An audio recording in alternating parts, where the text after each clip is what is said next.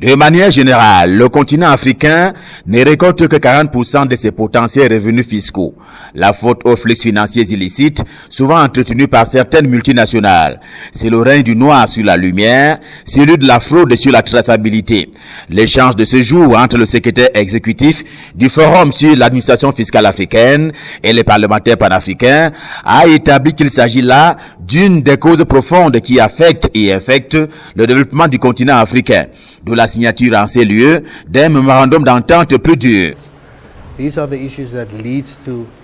Essentiellement, ce qui va se passer sur la période de 5 ans, c'est premièrement une série de formations des membres du Parlement sur les questions fiscales, sur la fiscalité internationale et comment elle affecte le continent, sur comment mettre sur pied ou élaborer des législations plus solides en Afrique sur la fiscalité et qui permettront donc de mobiliser davantage les revenus fiscaux.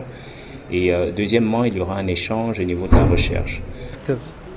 Members of Parliament often have difficulty understanding.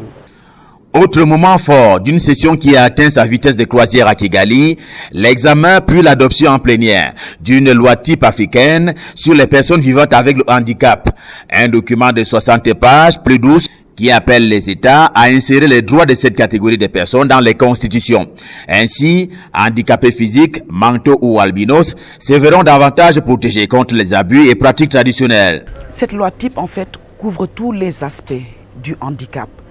Et cette loi type est alignée sur le protocole à la Charte africaine sur les droits des personnes handicapées relatifs aux droits de l'homme. Donc aujourd'hui, il y a un grand pas qui a été franchi.